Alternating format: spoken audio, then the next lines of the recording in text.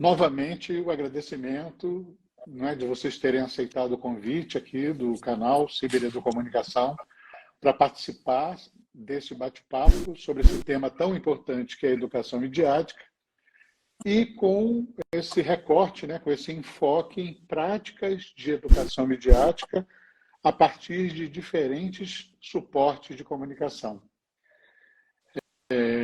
Ao agradecer o aceite de vocês em participar, eu vou falar um pouco do currículo de vocês e aí passar a palavra para que vocês também comentem um pouco da trajetória de vocês. A Laura Matos é jornalista e mestre em comunicação pela USP, integra o grupo de pesquisa Jornalismo, Direito e Liberdade, é autora do livro Herói Mutilado, Roque Santeiro e os Bastidores da Censura à TV na Ditadura. Ela é apresentadora do podcast de educação midiática Curti e Daí, e a gente vai falar bastante sobre isso. E na Folha de São Paulo, ela foi repórter da Ilustrada, editora do Folhinha, e atualmente ela é repórter especial na área de educação, né, Laura? Isso mesmo, professor. E a Januária Cristina Alves, ela é mestre em comunicação social pela ECA, USP, jornalista, educomunicadora, autora de mais de 50 livros infanto-juvenis, 2 vezes vencedora do Prêmio Jabuti de Literatura Brasileira, o maior prêmio da literatura brasileira. É coautora do livro Como Não Ser Enganado pelas Fake News, autora do livro Show Fake News, uma história de verdades e mentiras, e do guia Influencer Digital na Real, um guia para criadores de conteúdo infanto-juvenil. Muito interessante. Esse último em colaboração com Redes Cordiais. Ela também é membro do Mil Aliança e Aliança Global, em parcerias para alfabetização midiática e informacional da Unesco e colunista do Nexo Jornal. Nossa, que currículo bacana de vocês duas. E então, queria ouvi-las um pouco, assim, vocês estão aqui e vamos entrar no nosso bate-papo. Pois é, aqui a gente tem muitos anos na comunicação, né, Laura? Muitos anos lidando com esses desafios, né, do nosso tempo, que é exatamente tentar comunicar, tentar, né, falar sobre esse universo também complexo que é a educação e falar também para crianças e jovens, né, que foi o objetivo que a gente se colocou quando a gente resolveu fazer o podcast do Curti e Daí, e que foi assim, enfim, que a gente se conheceu, eu e a Laura fazendo podcast, e eu acho que essa experiência, realmente, quando você nos convidou, a gente achou que valia a pena a gente contar, porque ela nos mostrou que realmente a gente tinha uma hipótese, né, que as crianças, os jovens, elas precisam realmente ser ouvidas, muito mais do que ser analisadas, criticadas, checadas, teorizadas, e que se a gente conseguisse criar um espaço onde elas realmente sentissem isso, né, que elas estavam ali podendo falar, podendo se colocar, tendo uma escuta, mesmo que fosse das adultas, nós somos mães, né, nós somos educadoras também, mas a gente tinha exatamente essa proposta, né? Vamos ouvi-los, vamos conversar com eles sem esse viés da análise, né? Não fomos como pesquisadoras que somos, mas fomos como jornalistas querendo ouvir o outro lado. E realmente, quando a gente ouve o podcast, a gente percebe isso.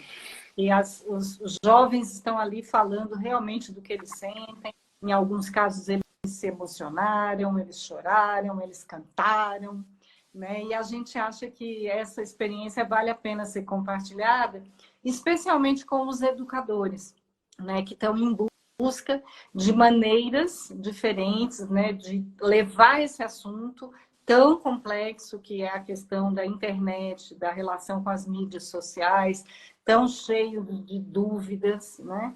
E como é que se leva isso para dentro da escola, que já tem um compromisso imenso, que é ensinar português, matemática, história, geografia, boas maneiras, cidadania, educação financeira. Olha, não é pouca coisa. O pacote não é pequeno. Então, a gente está muito feliz com o resultado. A gente tem recebido muitos retornos de educadores, bibliotecários, do podcast e principalmente dos próprios jovens, né? Então, estamos aí já planejando a segunda temporada, né, Laura? É isso aí. Bom, eu agradeço muito ao convite do professor, aí a parceria da Januária também, né? Eu tô nessa live aqui muito honrada e muito mais para aprender do que para dizer alguma coisa, ensinar alguma coisa, porque essa experiência que eu fiz com a Januária desse podcast é uma experiência nova para mim, né? Eu sou jornalista já há mais de 20 anos, mas eu nunca tinha feito um projeto de educação midiática me colocando nesse papel, digamos assim, de trabalhar com a educação midiática, né? E a Januária é super especialista, tem uma lista enorme de livros, o professor Wagner também, eu estou aqui com um que eu adorei, que é O Segredo da Caverna, que é maravilhoso, a gente pode falar dele também, é sensacional, aprendi já bastante com essa leitura. Então, foi um aprendizado muito grande para mim fazer esse projeto, porque hoje, diante desse universo de desinformação tão pesado, assim, da gente ter que lidar com isso, né? Eu também como mãe vivencio isso, né? E eu penso que os jornalistas têm que se colocar à disposição dessa atuação na educação midiática, sabe? Porque eles são peças, aliados aos educadores, aos professores, eles são peças importantes. Acho que eles podem trazer muito, podem agregar, né? E assim, criar um laço, né, com os educadores para transpor, assim, a experiência deles e colocar a serviço da educação midiática a experiência deles, né? Então, eu como cidadã e como mãe, assim, eu já estava sentindo muito essa vontade de fazer alguma coisa, aí essas coisas do destino, a gente se encontrou, eu e a Januária, e aí as coisas se encaixaram, né? Eu acho que trouxe para, além da experiência como jornalista em geral, assim, especificamente, eu trabalhei 5 anos editando a Folhinha, e eu acho que essa experiência com a Folhinha foi um background, assim, que foi muito interessante para mim, porque quando eu cheguei, eu trabalhei na Ilustrada, então a gente fala de cultura, alta cultura, né? Uma coisa da intelectualidade, etc. É um outro lugar, assim. E aí, quando eu cheguei na Folhinha, eu falei, bom, e agora? Eu tinha filhos pequenos, né? Mas e agora? Como que é isso? E comecei a ouvir as pessoas que já pensavam sobre jornalismo para criança, educadores e etc. E foi quando eu comecei a descobrir esse universo do protagonismo da criança, que a gente não tem que chegar lá e, essa é a matéria que você tem que ler, isso que você tem que... O jornalismo tem que ser feito, inclusive, por eles, preferencialmente, né? Claro que na prática é muito difícil, mas o máximo que eu consegui ao longo desses 5 anos trazer a criança para a produção desse conteúdo, né? Para estar junto com a gente, pensando sobre o que seria um jornalismo para criança, mais rico seria esse conteúdo. E aí, quando a gente escuta como mãe já... Mas é um olhar, assim, coruja, assim, né? Meio encantado, e às vezes nem tanto, né? Às vezes mais impaciente do que encantado. Mas quando a gente escuta como jornalista a criança falar, a gente se surpreende, porque a gente fala, nossa, quem sou eu para escrever alguma coisa para esse ser que já falou tudo que tinha que ser dito, né? Então foi quando eu aprendi que esse protagonismo infantil não era algo teórico, bonito e marqueteiro, que quando ele era levado a sério, ele faz todo o sentido. Nessa experiência com a Folhinha. Daí nesse projeto com a Januária, a gente já partiu de cara dessa perspectiva de que assim tinha que ser um projeto em que o jovem, que é nosso público-alvo, fosse o protagonista disso. Então, assim, o que a gente se colocou? À disposição para costurar um pouco assim o que eles trouxeram para nós, né? A Januária com tudo que ela traz, toda a carga, a bagagem que ela traz de educação midiática, ia colocando os pontos teóricos importantes para serem refletidos. Eu também ali como comunicadora tentando, mas foram eles que foram os centrais, né? Que trouxeram para a gente a pauta, o trilho por onde a narrativa deveria se encaminhar. E a gente aprendeu muito, assim, eu saí muito impressionada com a capacidade de reflexão dos jovens, das escolas, né?